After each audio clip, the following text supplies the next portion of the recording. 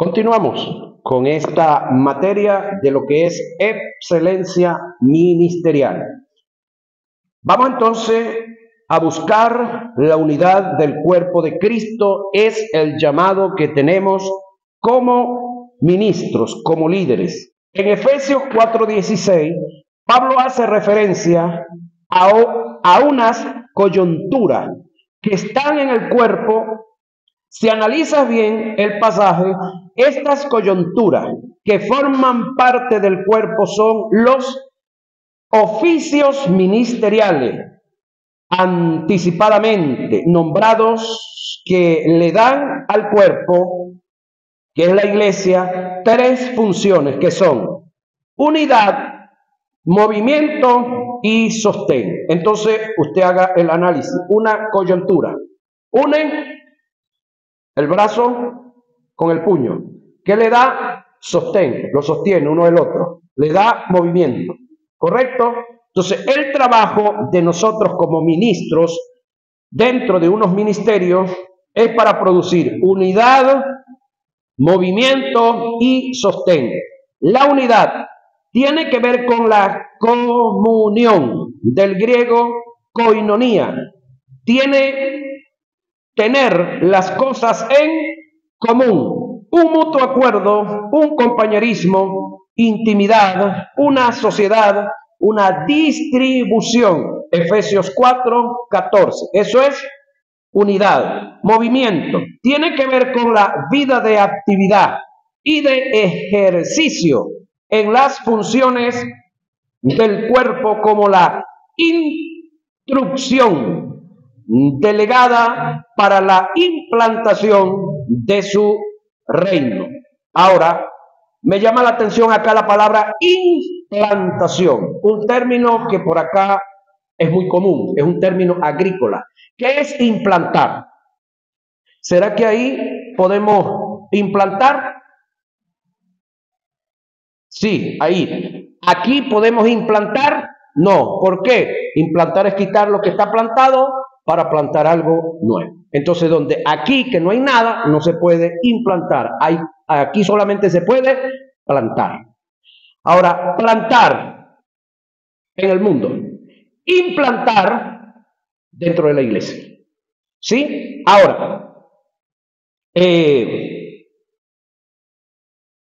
eso es unidad. Movimiento tiene que ver con la vida de actividad y de ejercicio en las funciones del cuerpo, como la instrucción delegada para la implantación de su reino. Sostén tiene que ver con la solidez, la actividad y la consistencia en el ejercicio. Razones por la cual no se debe estar en el ministerio. Escuchen esto. Este tema fue predicado en una organización en Colombia, más de 400 pastores, y luego que se predicó este tema, varios de ellos, más de 70 pastores, se vinieron al pastor y le devolvieron sus credenciales y renunciaron a los ministerios. Cuando el maestro escritor de esto viajó por segunda vez a Colombia, lo esperó en el aeropuerto y cuando iban a la casa le dice: no sé si tu primera venida bendijo o maldijo mi ministerio. Y él le dice: ajá, ¿y eso por qué? Bueno, porque la vez que viniste, luego que predicaste razones por las cuales no se debe estar en un ministerio, más de 70 de los 400 pastores que estuvieron en la clase me renunciaron. Y el denominador común de todos ellos era: yo no debo de estar ahí porque yo no tengo ministerio. ¿Sí? Entonces, vamos a ver las razones por las cuales no se debe estar en un ministerio. Estas razones que se dan a continuación descalifican por completo a quienes estén ejerciendo un ministerio conllevados por algunas de ellas. En primer lugar, las emociones. se encuentran en el estado anímico de los hombres, que se activan a través de los sentidos físicos. Cuando un hombre vive de emociones, en el aspecto negativo, su carácter no está preparado para un ministerio. El depender de las emociones en el aspecto negativo para ejercer un ministerio nos afectarán sentimentalmente, y sería la vía segura para el fracaso. Debemos entender que Dios nunca ha trabajado con gente que dependa de las emociones. Las emociones es el estado afectivo que transforma de un modo momentáneo pero brusco el equilibrio de la estructura psicofísica del individuo según la información que percibe los sentidos. Las emociones son fenómenos psicofisiológicos que representan modos eficaces de adaptación a ciertos cambios de las demandas ambientales. Las emociones son todos aquellos sentimientos que se producen dentro del individuo y como una energía son capaces de transformar, impulsar e influenciar la vida de este. Las emociones se exteriorizan en la vida de un ser en lo que se conoce como sentimientos y otros se van al extremo del sentimentalismo. Los sentimientos en el resultado de una emoción, los sentimientos es el resultado de una emoción a través del cual el sentimiento tiene acceso al estado anímico propio del individuo. Hay sentimientos positivos y sentimientos negativos. Pasemos a identificarlos. Sentimientos positivos: amor, apego, gozo, paz, paciencia, dominio propio, piedad, benignidad, bondad, fe, templanza, mansedumbre, benevolencia, cordialidad, entre otros. Sentimientos negativos, ¿cuáles son esos?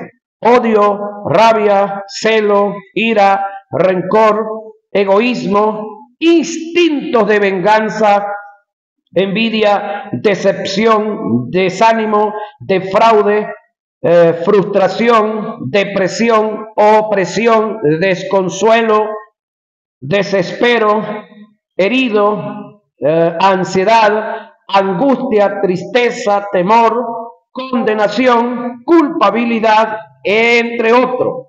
Debes entender que todos estos sentimientos afectan psicofisiológicamente al individuo para mal en el ejercicio del ministerio.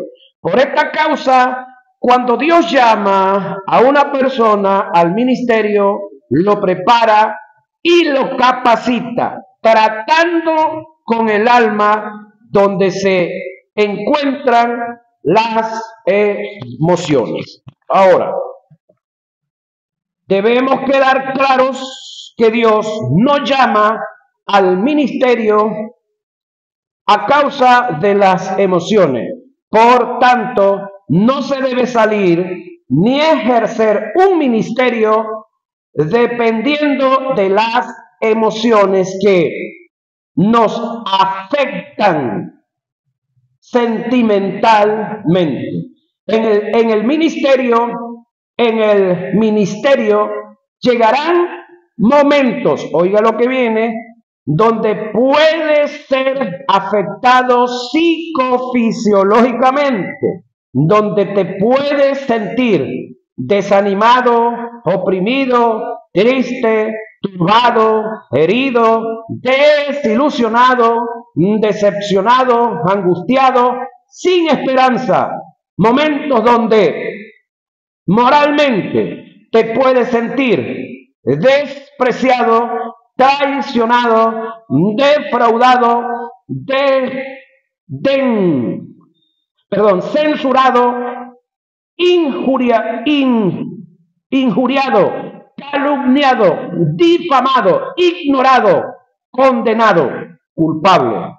Momentos donde físicamente te puedes encontrar enfermo, agotado, asolado, como en un desierto. Pero debes entender que es un camino que debemos atravesar y que no lo podemos evitar. Esta es una de las causas por la cual debemos ser fuertes emocionalmente para no ser afectados sentimentalmente. Job fue un hombre que vivió momentos trágicos en todos los aspectos, pero emocional y sentimentalmente dependía de Dios. Job 19:25. Si nos detenemos a leer y meditar en el libro de los Hebreos, capítulo 11, nos daremos cuenta de los hombres que no dependieron de las emociones ni se dejaron llevar por los sentimientos, sino que se aferraron a la fe en la palabra que recibieron de Dios y de esa forma alcanzaron los objetivos en el llamado que recibieron de Él. El caso de nuestro Señor en el huerto del Getsemaní, totalmente angustiado, con una tristeza que le estaba produciendo la muerte, abandonado de sus discípulos, de su propia nación y aún de Dios mismo, no se detuvo en lo emocional, se fortaleció en fe, canalizando sus sentimientos y emociones al propósito de Dios y llevando a cabo la obra hasta la muerte. Y Cristo en los días de su carne, ofreciendo ruego y súplica en gran clamor y lágrima al que le podía librar de la muerte, fue oído a causa de su temor reverente. Y aunque era hijo, por lo que padeció, aprendió la obediencia. Hebreos 5, 7 y 8. Uno de los ejemplos más claros registrados en el Nuevo Testamento en la vida de los apóstoles es el caso de Pablo, donde prácticamente la mayor parte del desarrollo de su ministerio la pasó como los nómadas, como extranjero en total abandono, en prisiones, moralmente tratado como un delincuente, despreciado de los que se decían ser hermanos, tratado como lo más vil, desechado como la escoria, abandonado por la gente que él tanto le sirvió. Pero nada de estos desajustes lo afectaron emocionalmente. Él siguió adelante, nada lo detuvo. Además de las afrentas, necesidades, persecuciones, angustias, azotes, cárceles, tumultos, trabajos, desvelo, ayunos, deshonra, mala fama, engañadores, como moribundos, mas he aquí vivimos, como castigados, mas no muertos, como entristecidos, mas siempre gozosos, como pobres, mas enriqueciendo a muchos, como no teniendo nada, mas poseyéndolo todo, azotes sin número, en cárceles, en peligro de muerte muchas veces, De los judíos 5 veces he recibido 40 azotes menos 1. 3 veces he sido azotado con vara, 1 vez apedreado, 3 veces he sufrido naufragio. Un día y una noche he estado como náufrago en alta mar, en camino muchas veces en peligro de río, peligro de ladrones, peligro de los de mi nación, peligros de los gentiles, peligro en la ciudad, peligro en el desierto, peligro en el mar, peligro entre falsos hermanos, en trabajo, en fatiga, en muchos desvelos, en hambre, sed, en muchos ayunos, en frío, en desnudez, despreciado, perseguido, difamado, hecho como la escoria del mundo, el desecho de todos, hasta hoy he sido para muchos. Alguien dijo, el ministerio debe estar, el ministro, debe estar preparado emocionalmente y sentimentalmente, oiga, para recibir una puñalada de su propia madre. Wow. David el rey, en uno de sus salmos, da testimonio de esta verdad. Aunque mi padre y mi madre me dejara, con todo Jehová me recogerá. Salmo 27:10. Si analizamos los momentos que Abraham vivió, cuando Dios le dijo que sacrificara a su hijo, ¿cómo crees tú que se sintió Abraham emocionalmente? A 3 días de camino al monte Moriah, y en dicha caminata esperar un posible arrepentimiento de Dios en relación a la orden que le dio. Aún más, ¿cómo crees tú que se sintió Isaac cuando su padre le dijo la verdad acerca de que él iba a ser el sacrificado? Toma en cuenta que ellos fueron personas de fe, no se detuvieron antes de las emociones, ni se ataron a los sentimientos, simple y llanamente obedecieron. Lo mismo puede suceder con nosotros. Habrán áreas en las que tenemos que renunciar, lugares que tenemos que dejar de valorar o visitar, valores que tendremos que entregar, deseos que tendremos que suprimir, seres queridos que tenemos o que queremos mucho o muchas veces que abandonar. Te aseguro que si en lo emocional y lo sentimental tienes un lazo con estas cosas, jamás darás un paso hacia la realización del ministerio. Todo esto lo podemos pasar, aceptar, soportar, cuando nuestras emociones estén totalmente canalizadas y entrenadas en la palabra.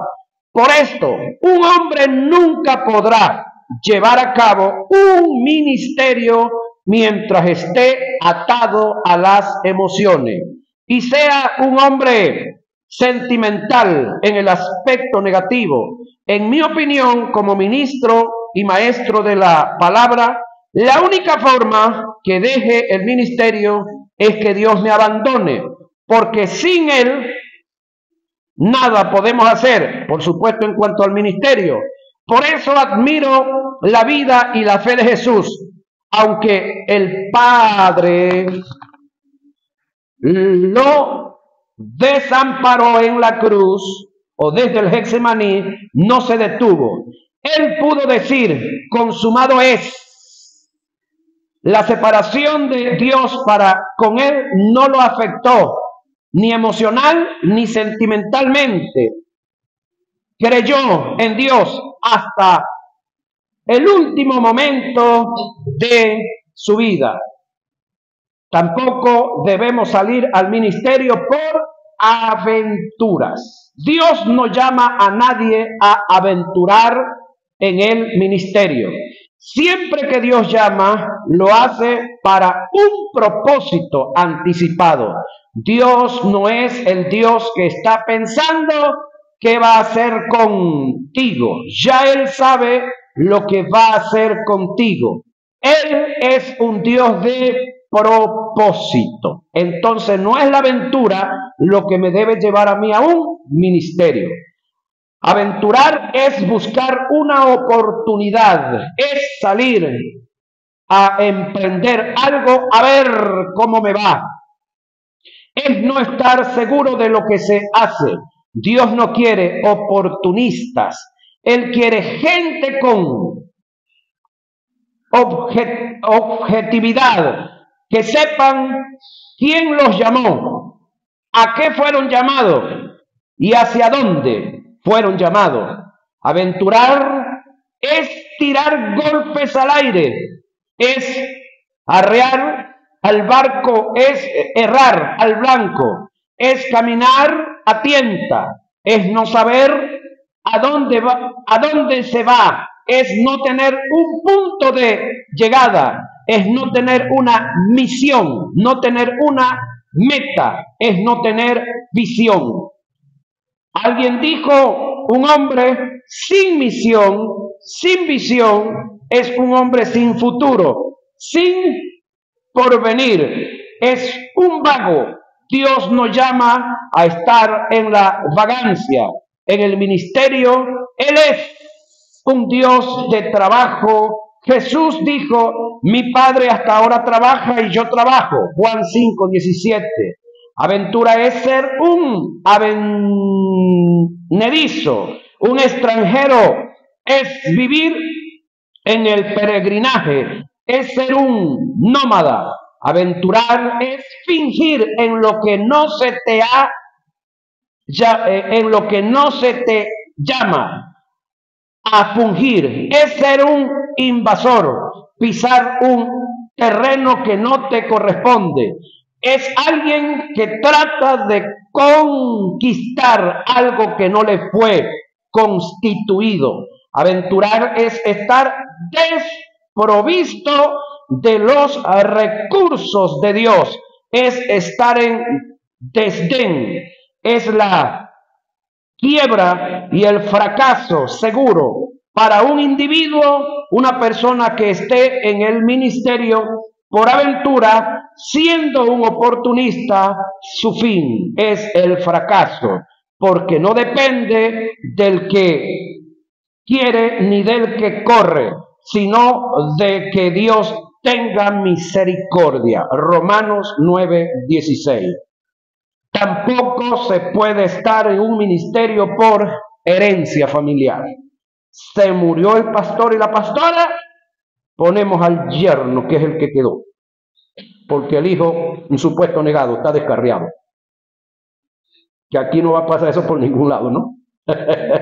Porque yerno no hay. Ahora, por herencia familiar, el llamado al ministerio no es heredario, no es transferible, como algunos eventos que están dándose por ahí, y entonces le mandan la invitación a Rafaelito y le dicen, mira, es que traemos al predicador tal de por allá de Guanare abajo, y él viene para hacerte una transferencia de ministerio, o una transferencia de poder, o viene a hacerte un cambio de aceite. Barajo el tiro, dicen los llaneros. Sí, viene a traerte aceite nuevo, se te acabó el que tenías, se te quemó.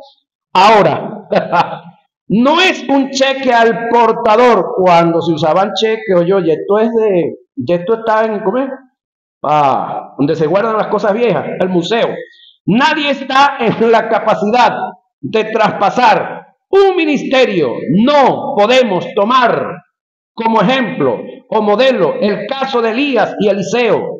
Lo que Eliseo recibió no fue de parte de Elías, fue de parte de Dios. Elías recibió órdenes de Dios para ungir y preparar a Eliseo para el ministerio. El caso que se dio en David y su hijo Salomón, donde se ve como especie de una dinastía, no es tal caso. Lo que se presenta fue una elección propia de Dios, un llamado de Dios. Él en su soberanía decidió escoger a Salomón para el cargo monárquico. El ministerio es como la vida eterna, solo Dios la puede dar. Por esta causa aprovecho para corregir un fenómeno que se está dando en el seno de la iglesia y que por ende causa perjuicio, deformación y desajustes en la obra de Dios. Me refiero al caso que es muy común, el de llamar a la esposa del pastor, pastora. No necesariamente es así. Ahora, de lo que sí yo estoy seguro es que es imposible que Dios llame a los dos con el mismo ministerio. Eso sí lo he visto yo y estoy persuadido de eso. En una ocasión conocí a alguien con un liderazgo muy bueno. De la noche a la mañana, la chica se rebeló en contra de su marido, le dividió la iglesia y se llevó la mitad. Bueno, alguien muy cercano. Y los dos muy amigos. Y un día, pues estoy hablando con alguien y alguien me llamó la atención y me dice: Octaviano, ¿tú crees que Dios es loco para ponerle un ministerio de pastor a Rafaelito y ponerle un ministerio de pastor a la esposa para echarlos a pelear los dos? Eso me hizo, ¡pum!, reflexionar. Entonces es imposible que los dos tengan el mismo ministerio. Puede que los dos tengan ministerio, pero nunca va a ser el mismo. Porque Rafaelito tiene que ser pastor donde está si Dios lo llamó, y ella entonces sería pastor en otro lado. ¿Dónde está la ayuda idónea? O es que Rafaelito no tiene ministerio y ella es la que la tenga. También he visto mujeres con ministerio pastoral y los hombres no tienen, pero se montan. Como la Biblia dice que el hombre es cabeza, pero es del hogar. Ahora la palabra cabeza ahí no es jefe, es un líder para que las cosas funcionen. Pero hemos creído que cabeza es jefe, no, es líder. Ahora, ¿pueden tener los dos ministerios? Sí. Ahora pregunto yo, llegamos a una clínica, tenemos un doctor muy amigo y ese hombre pues siempre nos atiende. Y por alguna circunstancia, el día que Rafaelito va a atenderse, porque lleva, no sé, a la suegra, lleva a alguien muy querido de él para que el doctor la atienda, no está el doctor porque anda de viaje y está la esposa. ¿Será que tú le entregas a tu mamá para que la atienda la esposa del doctor que no es médico? Hay detalles, ¿no? Ahora, es cierto que nuestras esposas cumplen un papel y son un eslabón muy importante en nuestro ministerio. Y entiendo que el gran éxito que podemos tener en el ministerio se debe al esfuerzo de nuestras esposas. También creo que a nuestras esposas se les debe revelar el llamado que hemos recibido de Dios. De no, sería el obstáculo más grande que tendremos para desarrollar el ministerio, porque ellas dirían entonces, si a ella no se les ilumina el ministerio que tenemos, siempre nos van a decir: usted es callejero por ahí, para allá y para acá. ¿Qué hará Junior con esa caminadera para allá y para acá? No, hombre, en vez de estar en la casa atendiendo. Pero cuando a ella se le ilumina, ella, Junior, ¿cuándo que te toca salir? Le tiene la maletica hecha, ¿no? Y siempre está llamando y siempre está atendiendo aquí lo que él no puede atender. Pero cuando no se le ilumina, ¡wow! Ahora, pero el hecho de que estas verdades se cumplan en ella no les da derecho a ser ministros. Es más, conozco una mujer por allá en Barquisimeto que no ha dirigido nunca un culto. Pero siempre ha estado pendiente de su esposo en su hogar, se ha mantenido, ha sido seria, ha sido responsable, le crió, creo que son 2 hijos, uno de ellos de paso no es que heredó el ministerio, sino que también tenía llamado, porque se da el caso de hijos de pastores que Dios los llama al ministerio, se da el caso de otros que los encargan ahí, ¿sí? Ahora, en este caso ella hizo una gran crítica un día, porque alguien dijo que ella, que no hacía nada, que no había dirigido ni un culto. Ella dijo: bueno, yo no he dirigido ni un culto, ni he hecho nada en el área ministerial, pero al pastor mío, que es mi esposo, pues siempre lo he atendido, le crié 2 hijos y parte de lo que es él es gracias a mí, pero nunca andaba en la calle por ahí haciendo lo que Dios no me llamó, porque Dios no me llamó a eso. Ahora, no descarto que en un momento dado Dios pueda llamar a los 2 al ministerio, pero que sea Dios quien haga el llamado. Nunca le demos un calificativo a nadie si Dios no se lo ha dado. No nos atribuyamos ese derecho que tiene solo Dios de conferir dones ministeriales. Solamente los da Dios. Quiero contar una experiencia que tuve con mi hijo. Estábamos sentados en el comedor frente a la biblioteca y le expresé a mi hijo con un suspiro: hijo, todos esos libros son para que tú continúes el ministerio de maestro. Mi hijo se me quedó mirando y me contestó: papá, eso si Dios me llama. Mis lágrimas corrieron por mis mejillas al ver como un niño, para ese momento, de 5 años, estaba claro que el ministerio no es hereditario ni transferible. Luego le pregunté: ¿y quién le había enseñado eso? Y él me contestó que lo había oído decir de mí en una ocasión. Tenga en cuenta esta verdad: nadie puede estar en un ministerio por causa hereditaria. Eso sería hasta cierto punto un delito. Por órdenes de una institución, tampoco se debe salir a un ministerio, por órdenes de una institución. Si a mí me llama una institución al ministerio, la institución tiene que ser la responsable mía. Debe de proveerme y darme todo la institución, no Dios, porque con qué cara yo le llego a Dios diciéndole que me provea, que no tengo esto, que me falta aquello, que me falta lo otro, porque yo estoy en un ministerio si Él no me llamó. Ahora, ninguna institución teológica ha sido delegada por Dios para dar ministerio.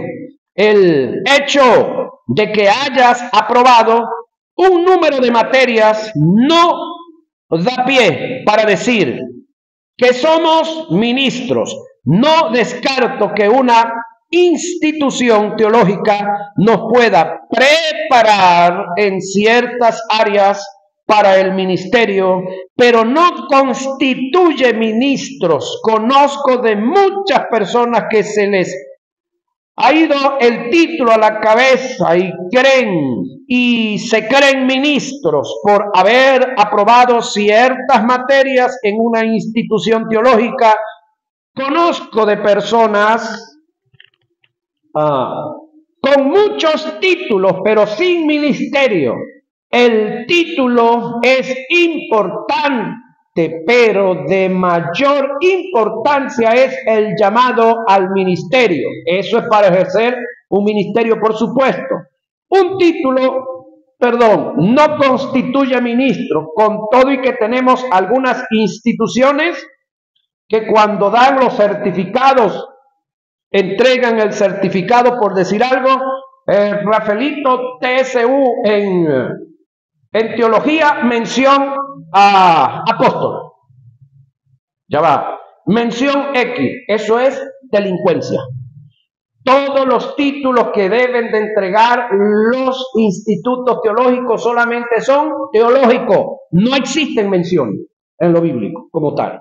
Ahora, porque se te llamó a través de un don, tampoco debemos salir corriendo a un ministerio porque se nos llamó a través de un don, que es otro de los graves errores que tenemos ahorita, e incluso niñitos, niñitas, que alguien se atrevió y les dijo que ellos tenían el ministerio de tal, y entonces ya se creen que son profetas, que son esto, que son lo otro, que son nada, porque alguien se atrevió a decírselo.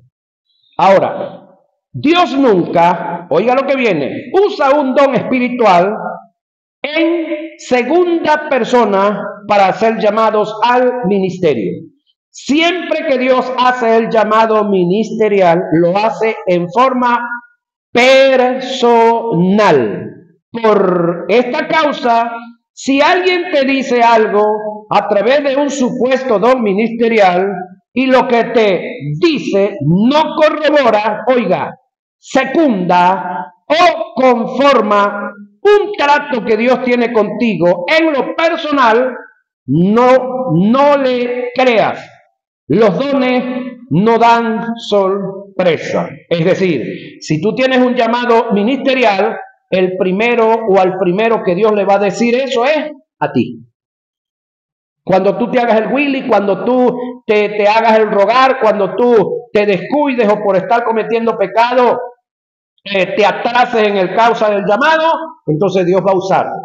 Ahí sí Dios va a usar hombres y mujeres para confrontarte, pero con un trato que ya Él tiene contigo desde hace varios días atrás.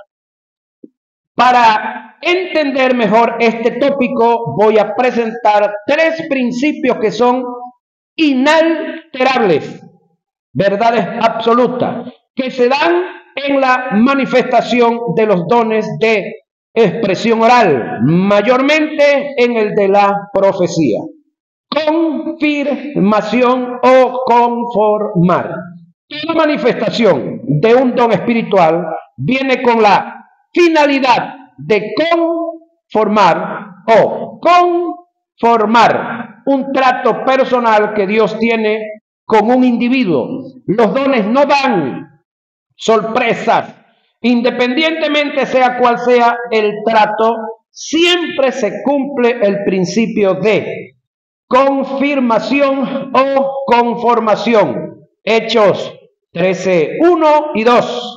Hechos 16, 6 y 10. Los dones trabajan recíprocamente. Los dones cumplen con los principios de reciprocidad y correspondencia mutua. Es decir, cuando alguien manifiesta un don como emisor, debe haber un trato en lo personal por el Espíritu en el receptor. Este nunca será sorprendido por la manifestación de un don. En la Biblia conseguimos algunos ejemplos de lo antes mencionado. En Hechos 9, 10 y 17 tenemos el caso de Ananías y Pablo. Dios dice, que el Señor habló a Ananías en visión diciendo que se dirigiera a una calle llamada Derecha y ubicara la casa de un hombre llamado Judas. Allí encontraría a uno llamado Saulo de Tarso, el cual ha visto en visión, ya antes de que Dios le hablara a Ananías, ya Pablo había visto en visión, entrar a un varón llamado Ananías, que le pone las manos y recibe la vista. A simple hecho, podemos apreciar que Pablo sabía de la venida de Ananías, y por su parte Ananías sabía dónde ubicar a Pablo. Hubo reciprocidad en la manifestación del don. En ambos personajes no hubo ninguna sorpresa. En Hechos 10, 1 y 29 se nos da otro ejemplo. Se trata de Cornelio el centurión y Pedro. La Biblia relata que Cornelio estaba en ayunas y orando. Se le apareció un ángel en visión diciéndole que enviara a buscar a Pedro en casa de Simón el curtidor. Dice que envió a su criado junto con un soldado a la dirección que el ángel le había dado. Al día siguiente, Pedro subió a la azotea, tuvo una visión de parte de Dios por el Espíritu Santo, dándole instrucciones e información de lo que iba a suceder. Para Pedro no fue sorpresa cuando los criados junto con el soldado vinieron a buscarle.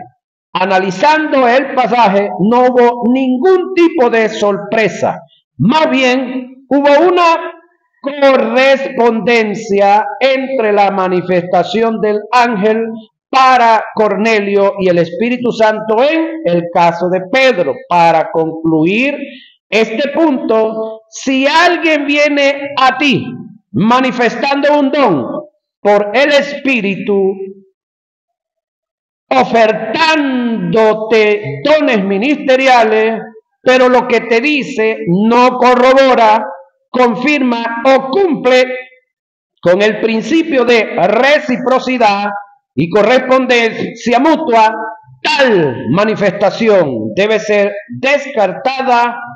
Eso no es de Dios. Los dones trabajan con precisión.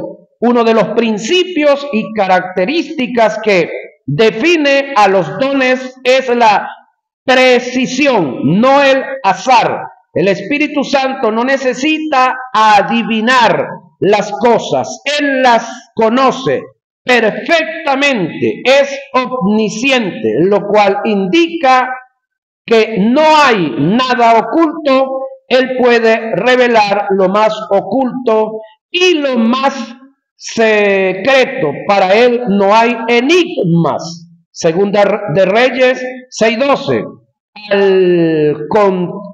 A continuación voy a dar unos pasajes que demuestran lo antes dicho. Juan 1, 47 y 50. El caso de Jesús y Natanael. Cómo Jesús, por el don de discernimiento, pudo captar el carácter de Natanael y ser preciso en lo que dijo, detallando las cosas, operando en el don de ciencia y sabiduría. En el Evangelio de Juan, capítulo 4, verso 18, nos da otro ejemplo. Se trata del encuentro de Jesús con la samaritana. Cómo Jesús, por el discernimiento de espíritu y la palabra de ciencia, tuvo información detallada de la condición exacta en la que vivía la samaritana, relatándole el caso de los maridos que había tenido y el que tenía también. El otro caso se dio con Ananías y Pablo en Hechos 9, 10 y 16. Analizando el pasaje, podemos ver la precisión del Espíritu Santo, tanto para dirigir a Pablo como a Ananías, y a uno le dio la dirección exacta, al otro le mostró la persona que habría de imponerle las manos para sanarle. No hubo margen de error. Según este pasaje, los dones cumplen con el principio de precisión. Si alguien viene a ti con la manifestación de un don y no cumple con el principio de precisión, descártala, porque no procede de Dios. Él no tiene necesidad de adivinar, pues Él conoce todas las cosas. Para corroborar los puntos anteriores acerca de la reciprocidad, la precisión y la conformación de los dones, daré un testimonio muy personal. La manifestación de un don espiritual no sorprende a nadie. Ellos trabajan con precisión, llegan al grano. Por otra parte, los dones trabajan con el principio de